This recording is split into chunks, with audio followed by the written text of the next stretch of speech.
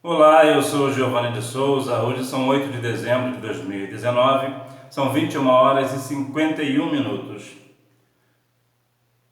Lições bíblicas da classe de jovens, primeiro trimestre de 2020. Jesus Cristo, Filho do Homem, Filho de Deus.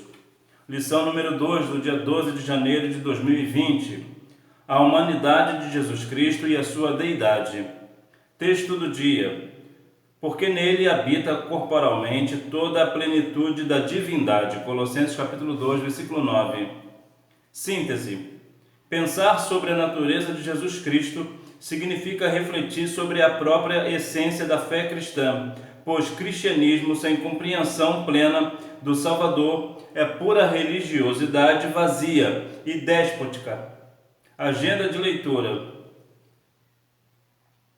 Segunda, Lucas capítulo 4, versículo 2. Ele foi levado ao extremo de sua humanidade. Terça, Lucas capítulo 22, versículo 69. Jesus, Filho do Homem. Quarta-feira, 1 João capítulo 5, versículo 20. Jesus, verdadeiro Deus. Quinta, Mateus capítulo 8, versículo 2. Jesus recebe adoração. Sexta, João capítulo 20, versículo 28. Tomé crê em Jesus. Sábado, aos Hebreus capítulo 4, versículo 15. Jesus se compadece de nós. Objetivos: apresentar o aspecto humano da natureza de Jesus Cristo, discutir sobre a perspectiva divina da essência de Jesus Cristo, demonstrar que o cuidado de Jesus por nós espelha-se no próprio ser do Filho. Texto bíblico, Colossenses capítulo 1, versículo do 13 ao 20. Ele nos tirou da potestade das trevas e nos transportou para o reino do Filho do seu amor, em quem temos a redenção pelo seu sangue, a saber, a remissão dos pecados, o qual é a imagem do Deus invisível, o primogênito de toda a criação, porque nele foram criadas todas as coisas que há nos céus e na terra, visíveis e invisíveis, sejam tronos, sejam dominações, sejam principados, sejam potestades, tudo foi criado por ele e para ele. E ele é antes de todas as coisas, e todas as coisas subsistem por ele.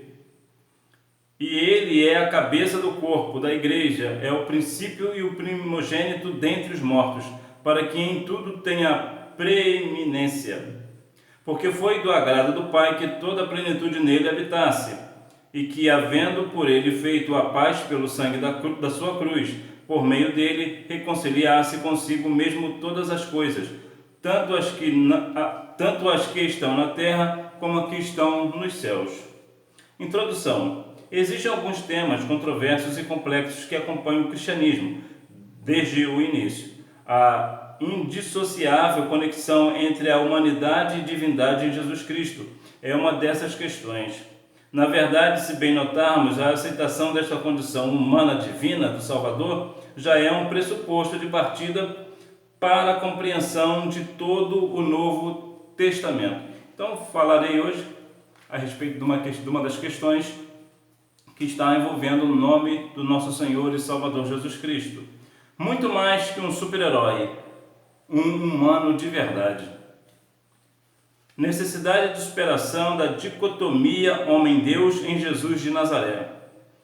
Para iniciarmos de modo mais preciso nossa reflexão sobre um aspecto específico da natureza do Salvador, sua condição humana é urgente que esclareçamos de início o que se deseja afirmar ao falar sobre a humanidade de Jesus de Nazaré. Não se pode pensar na natureza de Jesus como sendo duas essências, uma humana e outra divina. Afinal de contas, quando se fala de natureza, essência, substância, discute-se sobre algo uno, indivisível, fundamental, o que a Bíblia afirma, e também todos os credos mais antigos do cristianismo registram, é que em Jesus manifesta-se a essência humana divina, divino-humana. No Salvador, a humanidade e divindade são impossíveis de serem isolados. Antes, encontram-se unas numa condição única e sem correlação na história do universo. Assim, não temos duas naturezas em Cristo, e sim uma essência que se constitui plenamente divina, humana, divina. É sobre isso que atestam os escritores sagrados, em textos como Filipenses, capítulo 2, versículos do 5 ao 8, aos Hebreus, capítulo 2, versículos do Hebreus capítulo 2, versículos do 14 ao 18, e 1 João capítulo 1, versículo 1 e 2. Títulos como Último Adão, 1 Coríntios 15, 45, e Filho do Homem, Mateus capítulo 26, versículo 45, procuram registrar esse caráter simultaneamente divino-humano, humano-divino da natureza de Jesus. A natureza humana e divina de Cristo estão entrelaçadas. Por exemplo, Jesus nasceu como uma criança normal, apesar de não ter tido a influência de um homem direto. O Espírito Santo que concebeu a Cristo, né? Na verdade foi Maria que concebeu através do Espírito Santo. Isso dá a ideia de humano, que o Verbo se fez carne e habitou entre nós. Humanamente falando, Jesus teve fome, Jesus trabalhou, Jesus chorou. Entretanto, há também em Cristo a natureza divina. Por quê? Porque Jesus é divino, Jesus é Deus. Está lá em João 11:30, que os dois são um. Então não dá para separar. Nós até falamos que Jesus é 100% homem e 100% Deus. Não é que seja errado. Também tem essa compreensão, que Jesus era 100% homem, mas também era 100% Deus. Entretanto, estão todos entrelaçados. Em Jesus, o Cristo mostrou-se ao mundo. Em Jesus, a concepção de Deus para os judeus, Êxodo capítulo 3, versículos 13 e 14, ganha nome, rosto e endereço. Ele é Jesus de Nazaré, morador da pequena Cafarnaum, Colossenses capítulo 1, versículo 15. Com Jesus, a olimpiana, transcendente e imortal definição de divindade para os gregos, sofre e morre na cruz. Atos capítulo 17, versículos 18 ao 34. É por isso que Paulo atesta-nos que a mensagem evangélica aos ouvidos de judeus e gregos é escândalo e loucura. 1 Coríntios capítulo 1, versículos 22 e 23. A história nunca havia testemunhado alguém como Jesus. Declarar-se filho de Abraão era a honra que todo judeu trazia em sua vida. Jesus, porém, apresentou-se como filho de Deus. Ou seja, sua filiação não era uma questão étnica, e sim uma prova de sua essência humana divina. João capítulo 10, versículos 25 ao 39. Os gregos estavam acostumados com mitos sobre deuses disfarçando-se de humanos, o clássico antropoformismo divino para realizarem suas ganâncias e ambições. Jesus, no entanto, não era um Deus mascarado de humano. Ele era a revelação da plenitude de Deus, acessível à humanidade. Colossenses capítulo 2, versículo 9. Em Jesus de Nazaré podemos conhecer Deus sem mitos, lendas ou enigmas. Vemo-lo em toda a glória possível a nós compreendermos. João capítulo 1, versículos 14 e 18.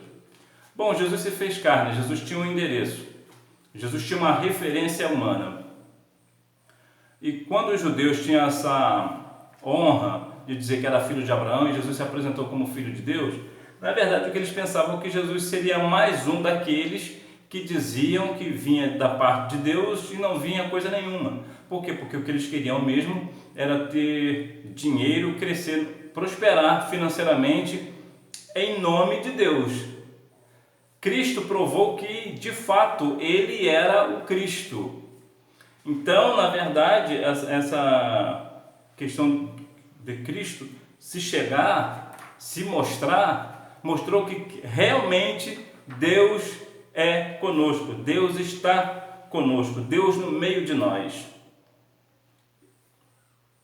A experiência humana de Jesus. A questão da existência de um Jesus histórico é um fato inconteste. Não há dúvida alguma de que no século I existiu na colônia romana da Judéia o líder de um movimento espiritual que começou como uma pequena seita derivada do judaísmo e depois ganhou força, determinando grandes mudanças em todo o mundo antigo. A Escritura registra inúmeras circunstâncias em que se pode indicar a rica vivência humana de Jesus. Os dois momentos cruciais que podem ser destacados, no entanto, são o nascimento, Lucas capítulo 2, versículos 6 e 7, e a morte, João capítulo 19, versículos 33 e 34.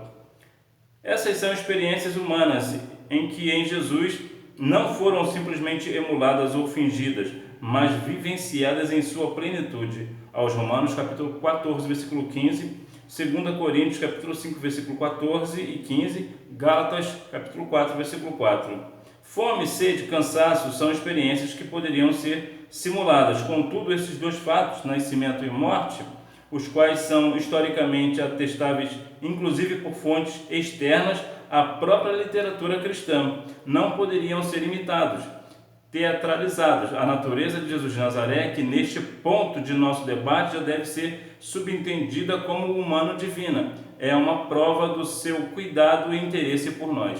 Então, como muitas pessoas fingiam antes, Jesus de repente poderia estar apenas fingindo, mas aqui vemos que não. O seu nascimento e a sua morte não tinha como teatralizar, ou seja, não tinha como fingir, não tinha como inventar isto. Era de fato comprovado, inclusive por fontes não cristãs, o que acaba atestando a veracidade da deidade de Cristo.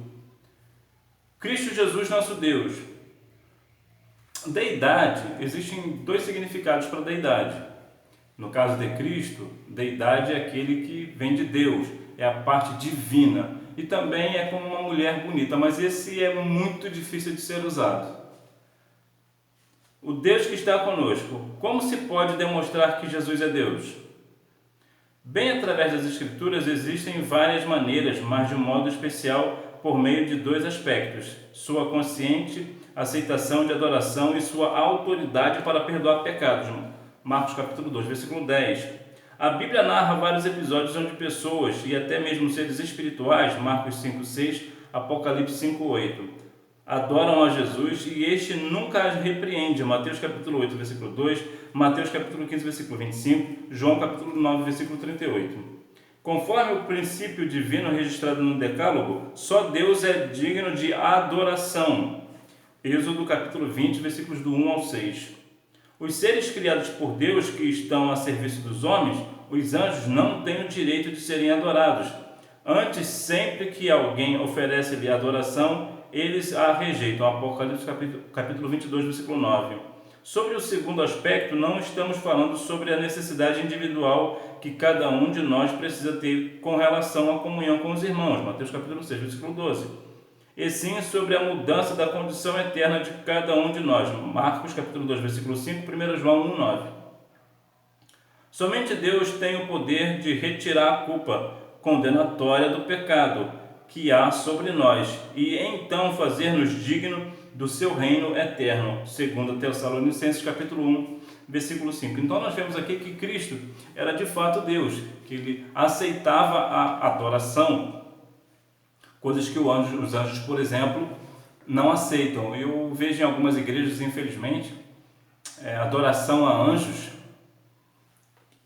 o que é antibíblico. Não existe essa questão de adorar a anjo. Anjo não recebe adoração. Somente Cristo é digno de ser adorado. Ele é o Filho de Deus, ele é o próprio Deus, aqui manifestado para nós. Ele é como Deus é. Em Cristo nós temos a oportunidade de conhecer e entender exatamente como Deus é. Na maioria dos casos, as pessoas tendem a perder tempo desejando saber trivialidades sobre Deus, de modo especial com relação à sua descrição física, qual o seu tamanho, cor dos olhos, aspecto do rosto, etc. Existe inclusive um curioso caso desse tipo de comportamento narrado na Bíblia, em João capítulo 14, versículos 8 e 9. Neste conhecidíssimo episódio, Felipe pede a Jesus que mostre aos seus discípulos o Pai, e prontamente o Salvador declara ao seu discípulo que quem olha para ele contempla o Pai, vê Deus. A divindade está revelada em Cristo por um simples motivo: ele é Deus. Filipenses 2:11. Jesus mostra como Deus ama, porque ele é Deus, amando-nos. Romanos capítulo 8, versículo 39. Revela a misericórdia de Deus, pois ele é Deus misericordioso. Judas 21. Em Jesus conhecemos a salvação, uma vez que ele, o Cristo, é Deus Salvador. Tito capítulo 2, versículos 13 e 14. Em Cristo Jesus, Deus pode ser visto, abraçado e alegremente amado. Todo o distanciamento foi quebrado. Deus anda com os homens e revela a sua glória, não através de raios e trovões, e sim de sorrisos e abraços. Muitas das vezes as pessoas se apegam em questões físicas. Como é Deus? De que forma que Deus é? A Bíblia diz em João capítulo 4, versículo 24, que Deus é Espírito. E se Deus é Espírito, Ele não tem uma forma. Muitas das vezes, o que a Bíblia muitas das vezes fala de forma figurativa para nós, como que Deus não está com a mão encolhida ou com os ouvidos agravados, isso é uma forma figurativa, para que nós entendamos a forma de Deus agir. Mas na verdade Deus é Espírito, então Ele não tem uma forma. Entretanto, Jesus disse que Ele é Deus. Em outras palavras, quem vê Cristo, vê a Deus. Mas infelizmente há pessoas que se apegam em coisas pequenas, querendo ter uma noção de como é Deus. O Cristo humilde. Na verdade, só para fechar, quando Jesus vier buscar a sua igreja e todos nós reunidos na glória, nós saberemos de fato como Deus o é. O Cristo humilde.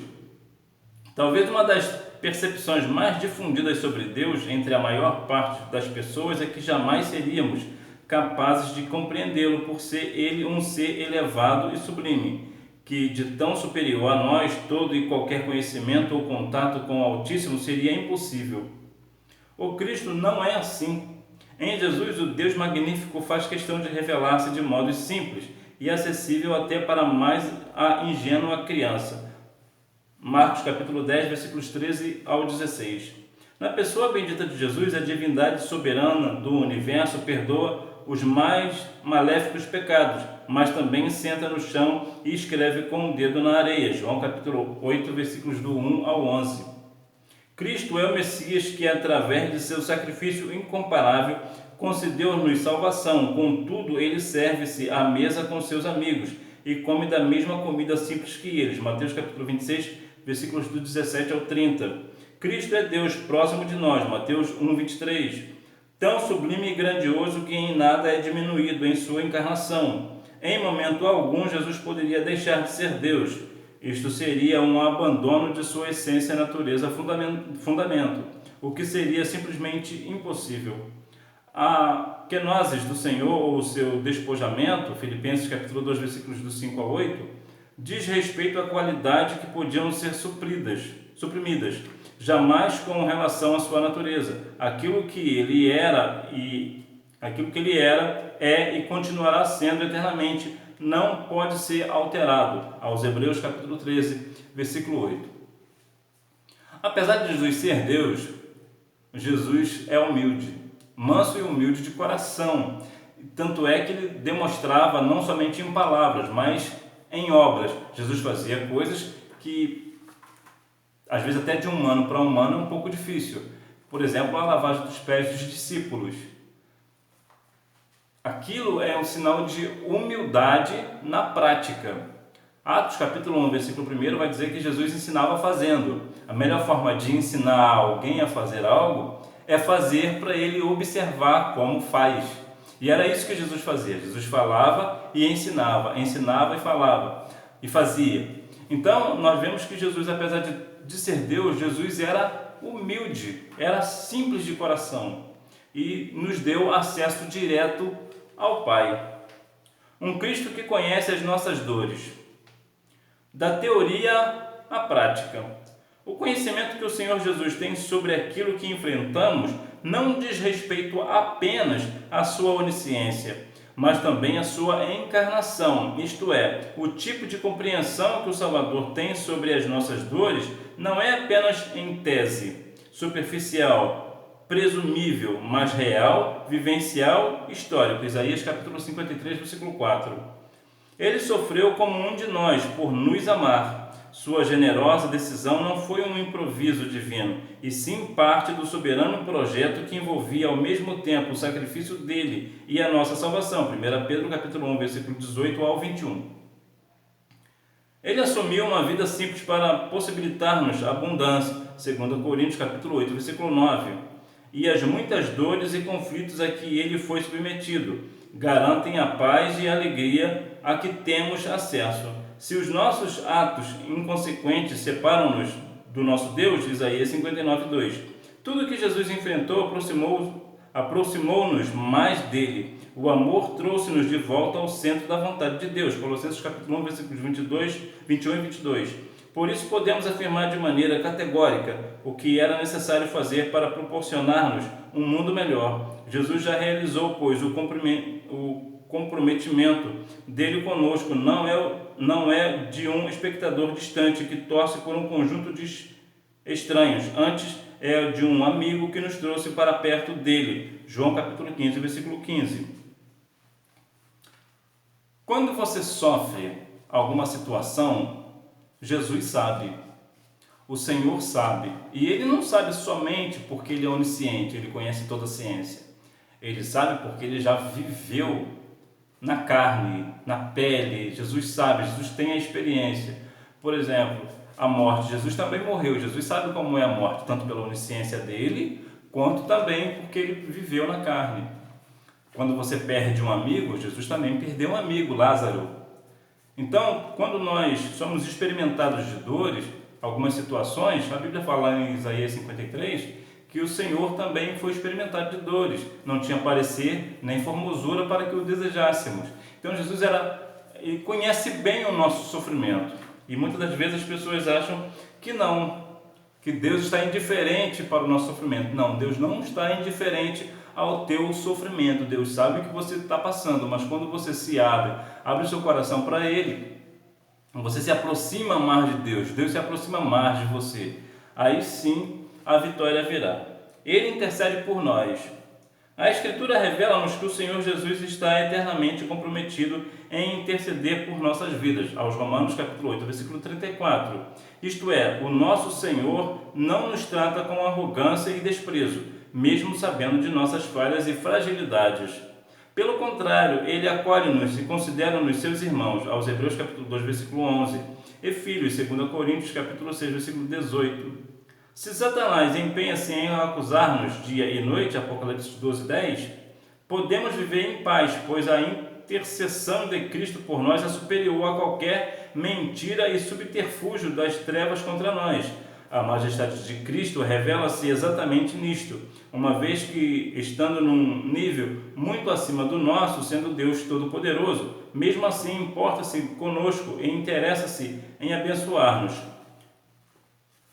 Por isso Paulo proclama de modo triunfal que a vida daqueles que estão novamente nascidos em Cristo não está sujeita à acusação do inferno, pois já não obedecem mais à lógica deste mundo decadente, mas vivem apenas para a glória de Deus. Aos Romanos capítulo 8, versículo 1. Então nós vemos que Jesus intercede por nós, e o inferno não tem nenhuma força contra nós quando nós estamos em Cristo, quando não andamos segundo a carne, mas andamos segundo o Espírito. Então, quando acontece algo na nossa vida, por exemplo, a questão de Jó. Quando Satanás foi com Deus, diante de Deus, Deus deu testemunho de Jó. É bem verdade que é uma outra dinâmica, é uma outra situação, é uma outra questão, que vai falar lá em Ezequiel 14 e 20, que Noé também, Jó, por sua própria justiça se salvaria. Mas o que eu quero dizer é o seguinte: Deus deu testemunho de Jó ao adversário. Então Deus também quer dar testemunho de você para o adversário. Mas aí é que está o X da questão. O adversário tem o que te acusar ou não? Você será envergonhado pelo adversário ou o adversário será envergonhado por você diante de Deus? De qualquer forma, mesmo se você por alguma razão, por alguma questão da vida, você está pesado na balança você está contra a balança ou a balança está contra você diante de Deus, peça perdão a Deus, porque certamente Ele te perdoará e Jesus continuará intercedendo pela sua vida. O adversário não tocará em você. Ele está atento a todas as nossas dores. O que eu quero dizer que o inferno não vai tocar em você é numa questão de destruir a sua vida e levar a sua alma ao inferno. É isso que eu quero dizer.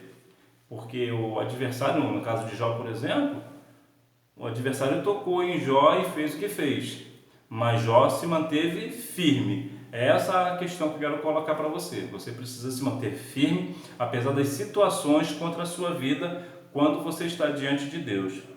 Ele está atento a todas as nossas dores. Jesus leva a sério nossas dores e sofrimentos. Mateus capítulo 9, versículo 36. Pois assim como as multidões daquela época, nós continuamos carentes da graça e misericórdia divinas. Diferente de muitas pessoas à nossa volta, o Salvador sabe de nossas limitações, respeita nossos sentimentos e está comprometido com a tarefa de nos ajudar a construir um mundo melhor. 1 Coríntios capítulo 10, versículo 13. A insensibilidade da sociedade à nossa volta é algo assustador. O Filho de Deus, no entanto, fez e continuará fazendo tudo para identificar-se conosco nos momentos adversos. Miqueias capítulo 7, versículo 8. E esta aproximação de Jesus não é algo envolvido em interesses outros, como se a misericórdia concedida a nós fosse uma moeda de troca com a intenção de exigir-nos alguma coisa. Sigamos o exemplo de Cristo e estejamos mais sensíveis ao sofrimento alheio. Jesus não está indiferente à sua dor. Entretanto, também nós precisamos amar uns aos outros como Cristo amou a igreja.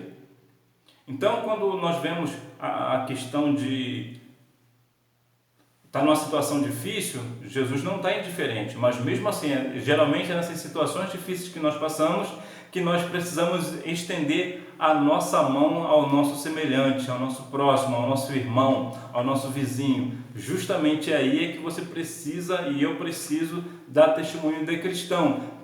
Certamente fazendo uma boa obra, não que a obra salva, mas o salvo pratica boas obras. Subsídio.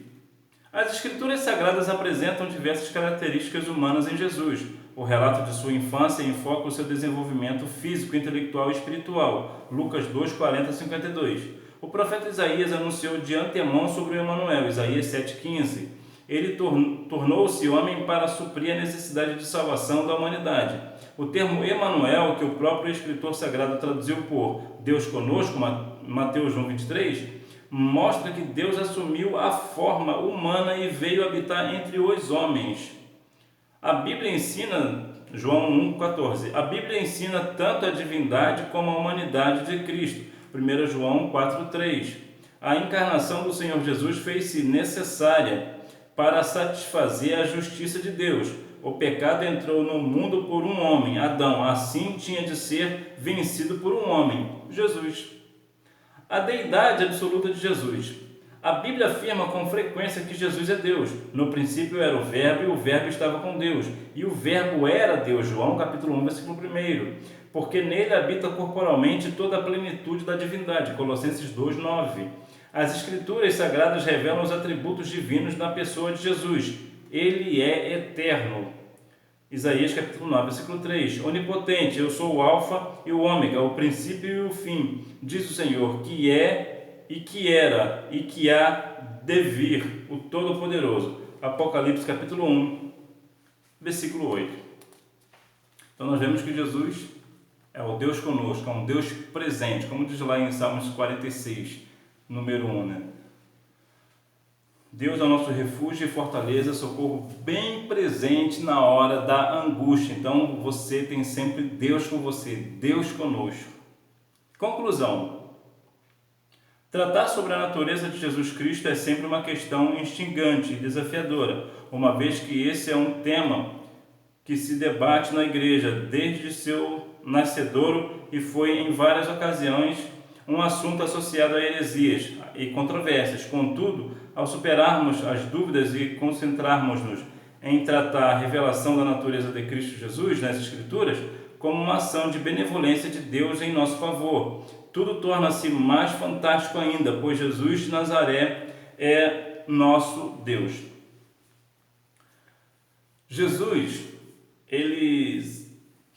Deus amou o mundo de tal maneira que deu seu único Filho para que todo aquele que nele crê não pereça, mas tenha a vida eterna. João 3,16. Portanto, quando Jesus se revelou para nós, foi o amor de Deus que fez isso por nós. E você é a obra-prima de Deus. Hora da revisão. É correto afirmar que Jesus tem duas naturezas? Justifique sua resposta. No Salvador, a humanidade e divindade são impossíveis de serem isoladas. Antes encontram-se unas numa condição única e sem correlato na história. Única e sem correlato na história do universo. Assim, não temos duas naturezas em Cristo, e sim uma essência que se constitui plenamente divina humana, humana divina. Pergunta: qual dos aspectos fundamentais da humanidade de Jesus podem ser destacados segundo a lição? Resposta: o nascimento e a morte de Jesus. Que argumentos podem ser apresentados para demonstrar a afirmação de que Jesus é Deus? Resposta pessoal. Sugestão: em virtude da consciente aceitação de adoração que Jesus tinha e sua autoridade para perdoar pecados. Pergunta: que relação pode se fazer entre a humanidade de Jesus Cristo e seu cuidado conosco? Resposta: em sua encarnação, Jesus experimentou a vida como qualquer um de nós, em suas dores e angústias. Por isso, quando oramos, Ele sabe o que sentimos, não apenas em virtude de sua onisciência, mas também de sua vivência. Pergunta: como podemos, seguindo o exemplo de Jesus Cristo, servir nossa geração? Resposta pessoal. Sugestão: por meio de uma vida de doação e entrega aos outros, de tal modo que Cristo seja sempre o centro de nossas vidas e relacionamentos. Deixa eu apenas deixar claro que Cristo encarnou e não se reencarnou, porque há muitas pessoas que pegam esse texto para dizer que Jesus se reencarnou. Não, Jesus não se reencarnou, Jesus encarnou, ou seja, ele era espírito e se tornou carne, uma única vez e ponto. Que Deus em Cristo continue abençoando a sua vida e que você tenha uma boa aula. Tchau, até a próxima, se Deus quiser. Tchau.